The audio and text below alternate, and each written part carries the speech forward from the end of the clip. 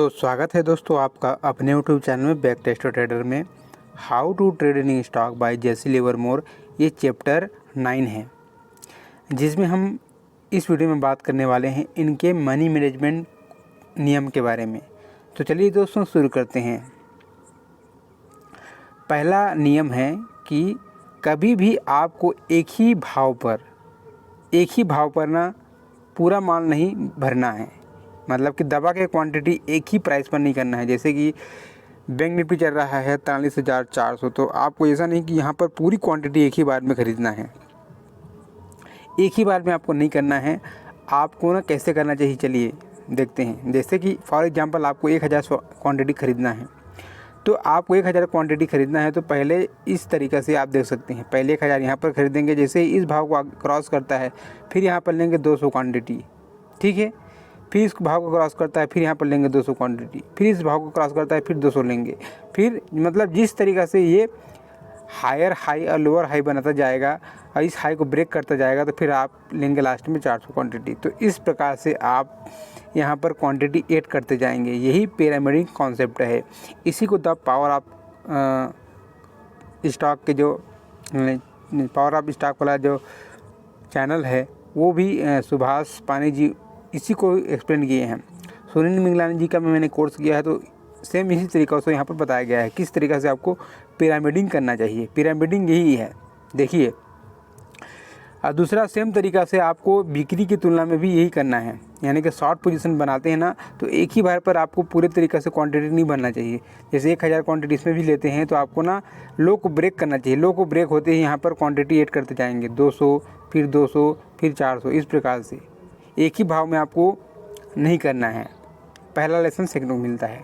दूसरा लेसन यहाँ पर आप देख सकते हैं, लिवरमोर का दूसरा मनी मैनेजमेंट नियम है। देखिए, आपको टारगेट डिसाइड करना है कि कितना परसेंट का कितना शेयर का आप खरीदना चाहते हैं। देखिए यहाँ पर कितना, जैसे 1 लाख रुपये है तो 1 लाख रुपये का कितना आप शेयर खरीदना चाहते हैं। तो अधिक से अधिक ना आपका नुकसान हो सकता है उसमें, तो 10% का नुकसान नहीं होना चाहिए किसी भी हालत में। आप कितना भी क्वांटिटी लेते हैं तो 10% का नियम आप बना लें कि 10% से ज़्यादा का नुकसान नहीं होना चाहिए। ये आपका मैनेजमेंट दूसरा नियम है। देखिए और यहाँ पर बोलते हैं कि यदि आप 50% खो देते हैं तो 50% अपने कैपिटल का, जैसे 1 लाख रुपये का 50,000 खो देते हैं, 1 लाख रुपये का 50,000 रुपये खो देते हैं, तो उसको रिकवर करने के लिए आपको फिर दोबारा 1 लाख रुपये लाना पड़ेगा। उस 50,000 से रिकवर नहीं कर सकती। तो दूसरा नियम चलिए देखते हैं। यहाँ पर आप देख सकते हैं ये चार्ट है जो उस ज़माने का उन्होंने बताया है, और इसी को सुनील मिगलानी जी ने अपने कोर्स में भी बताया है। देखिए 1000 क्वांटिटी आप खरीदते हैं मान लो जाए, और उसमें आपको $80 का नुकसान हो जाता है, तो ये मान लो जाए 80 रुपये का नुकसान हो जाता है, तो आपके पास बचता है 920 रुपया। तो आपका कितना लॉस हुआ, 8%। अब इस 8% को रिकवर करना है तो आपके पास 8.7% का कैपिटल होना चाहिए, ठीक। अब मान लीजिए आप 100 रुपये लॉस करते हैं और 900 रुपये बच जाता है, तो इसमें आपका 10% का लॉस हुआ। लेकिन इस 10% को रिकवर करना है तो 11.1% कैपिटल आपके अकाउंट में और होना चाहिए, ठीक है। 20% लॉस करते हैं तो 25% चाहिए इस लॉस को रिकवर करने की। इस लॉस को रिकवर करने के लिए आपको 25% चाहिए, ठीक है। देखिए रेशियो बढ़ता जा रहा है, 8%, 10%, 20%, 20% में 25% चाहिए, 30% गंवा देते हैं, तो उसको रिकवर करने के लिए 42% का कैपिटल होना चाहिए और ऐड करना पड़ेगा, ठीक है। 40% गंवा देते हैं तो 66% का कैपिटल चाहिए, और 50% आपका कैपिटल चला जाता है, 1 लाख का 50,000 चला जाता है, तो उसमें आपको 1 लाख रुपये और होने चाहिए, तभी आप इसको रिकवर कर पाएंगे। तो ये बेहतरीन नियम है, आप देख सकते हैं दोस्तों। ये जो नियम है ना, ये 1 नंबर का बेहतरीन नियम है। इसे फॉलो करके देखिए, आप प्रॉफिटेबल हो सकते हैं। तीसरा नंबर का रूल है, देखिए रिजर्व में आपको कैश रखना है। 1 लाख रुपये आप मान लो रखे हैं अकाउंट में, तो डीमेट अकाउंट में उसका कम से कम 30% डालें, 30,000 डालें या फिर 50,000 डालें, लेकिन पूरा 1 लाख को डीमेट अकाउंट में ना रखें, उस पैसे को रिज़र्व में रखें। देखिए यहाँ पर बोलते हैं शेयर बाज़ार में अपॉर्चुनिटी की कोई कमी नहीं है। देखिए अपॉर्चुनिटी आपको मिलता रहेगा।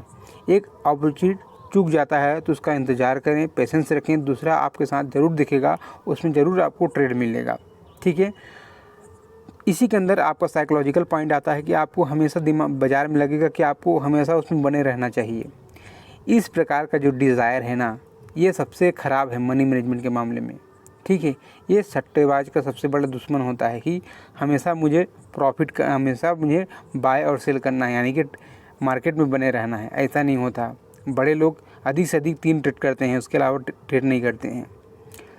चौथा नियम है हमेशा मार्केट मान लीजिए एक ट्रेंड बनाता है तो आप देखोगे मूविंग एवरेज उसके पीछे पीछे चले जाता है।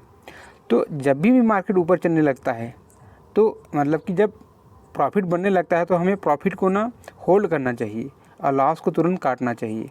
तो यहाँ पर बोला है विजेताओं के साथ रहें और यानी cut your losses run your profit, यानी कि प्रॉफिट को चलने देना है और लॉस को तुरंत काटना है। देखिए लाभ लेने के चक्कर में हमें जल्दी एग्जिट नहीं करना चाहिए। देखिए इसमें होता क्या है, फियर और ग्रीड। जहाँ पर हमें डर लगता है वहाँ पे हमें लालच करना चाहिए, और जहाँ पर लालच आता है वहाँ पे हमें डरना चाहिए। इसको यहाँ पर बताया गया है।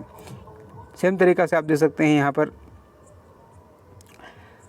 इसी के अंदर पॉइंट आता है कि वो है प्रॉफिट टेक केयर।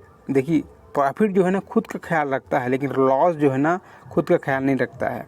यानी कि profit take care himself and losses never do. देखिए इसी को बोला गया है। लॉस जो है ना खुद का ख्याल नहीं रखता, लेकिन प्रॉफिट खुद का ख्याल कर रख लेता है, ठीक है। इसलिए हमें प्रॉफिट के साथ बने रहना चाहिए। जब तक ट्रेंड बनता है उसमें बने रहना चाहिए और ट्रेंड की सवारी करना चाहिए। इसमें बोलते हैं कि जब तक आपके पास एक स्पष्ट कारण नहीं होना चाहिए तब तक आप उस प्राइस को बेचें ना। एग्जाम्पल देती है, हमने पढ़ा है कि RSI 40 से लेकर 80 तक जो है ना पूरा बुल मार्केट होता है। ये आप देख सकते हैं 40 और 80 लगाया है, तो सेम तरीक़ा से देख सकते हैं ये RSI 40 से लेकर स्टार्टिंग हुआ है 40 पॉइंट से, और देखिए 80 तक कितना बड़ा मोमेंटम मिला है। ये है बुल मार्केट का कैरेक्टर है। 40 से लेकर 80 तक जो है ना ये पूरा बुल मार्केट होता है। तो ये एग्जांपल मैंने दिया है। बेयर मार्केट में भी आप देख सकते हैं ये 60 से लेकर 20 तक होता है RSI के बेस पे, ठीक है। तो ये 100% वर्क करता है।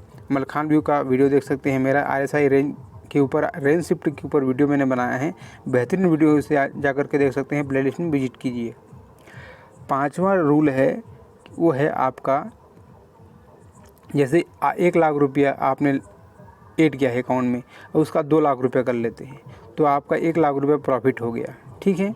1 लाख रुपया, तो उस 1 लाख रुपये का 50,000 रुपये ना आपको क्या करना है, या फिर 1 लाख का 50,000 रुपये को आपको ऐसे जगह में रखना है जहाँ से आप उससे डीमेट अकाउंट में वापस ना ला पाएँ, ठीक है। यही मैनेजमेंट का रूल है। इसी को यहाँ पर बोला है कि देखिए ये इस नियम को फॉलो करते हैं ना तो आपके पास लालच नहीं आ सकता। जैसे लॉस होगा तो लॉस को रिकवर करने के बारे में नहीं सोचेंगे, यानी कि कैश को रिजर्व में रखना है। ऐसे जगह में रख देना है जहाँ से कोई जमा बॉक्स में बंद कर देना चाहिए। जहाँ आपके पास लगे कि लॉस हो गया तो उसे रिकवर करेंगे तो आप उस समय उस पैसे को उपयोग ना कर पाएँ। तो ये सबसे बड़ा पछतावा लेखक को हुआ था जब उन्होंने इस नियम को फॉलो नहीं किया था। तो ये नियम है कि जब भी 1 लाख रुपये का माना जाए 50% का कैपिटल प्रॉफिट में हो जाता है तो उसका 50% जो है ना आपको कैश में रिजर्व में रख देना चाहिए। कहीं अकाउंट में रख दें चाहे कैश में रख दें, कोई बॉक्स में बंद कर दें, लेकिन रखें ज़रूर। 6वां नियम है रिस्क रिवार्ड रेशियो का। देखिए जब भी आप ट्रेड करते हैं तो वो रिस्क रिवार्ड रेशियो उसमें होना चाहिए, तभी आप इसमें प्रॉफिटेबल हो सकते हैं।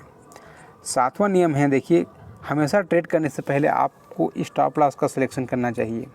आपके पास स्पष्ट लक्ष्य होना चाहिए ताकि आप अपने नियमों को पालन कर सकें, और अधिक से अधिक आपको 10% का नुकसान नहीं लेना चाहिए। जिस भी ट्रेड में आप लेते हैं 10% का नुकसान नहीं लेना चाहिए, नहीं तो आपको घाटे का भरपाई करना दोगुना हो सकता है, महंगा पड़ सकता है। तो हमेशा जो है ना पेशेंस रखें और 10% से ज़्यादा का लॉस ना लें। देखिए लेखक बोलते हैं कि जब भी हम बाई और सेल करते हैं तो जो बाई सेल करते हैं उसका जो डिसीजन होता है वो अचूक होता है, हमेशा सही नहीं होता है।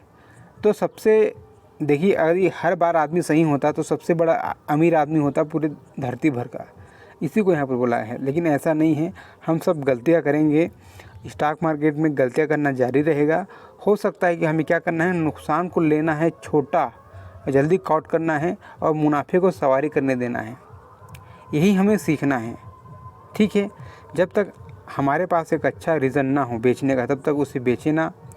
जिस प्रकार से हमें रीज़न होता है बाय करने का, तब हम बाय करने हैं। तो यानी कि जिस तरीक़ा से रीज़न होना चाहिए, मार्केट को बेचने का रीज़न होना चाहिए, तभी आप बेचें, ठीक है। तभी इसमें आप सक्सेसफुल हो सकते हैं। यही मेन लेसन है, सीखने को मिलता है। अगला पॉइंट ये इसमें लेखक बताते हैं कि उन्होंने बहुत सारे लेखक ने इसमें गलती किया है। लेखक बोलते हैं कि जो भी ट्रेडर गलतियाँ करेंगे, जो प्रॉफिट दे रहा होगा ना उसको जल्दी कट कर देंगे, और जो लॉस दे रहा होगा उसको ना होप में रखेंगे प्राइस को। तो ये आपके साथ होगा, इसको लेखक बता रहे हैं। तो ये रहा दोस्तों लेसन्स जो how to trade in stock by Jesse Livermore की किताब से सीखने को मिला। आशा है कि वीडियो आपको अच्छा लगा होगा। अच्छा लगा तो लाइक कीजिए, शेयर कीजिए। मिलते हैं नेक्स्ट वीडियो में। जय हिंद।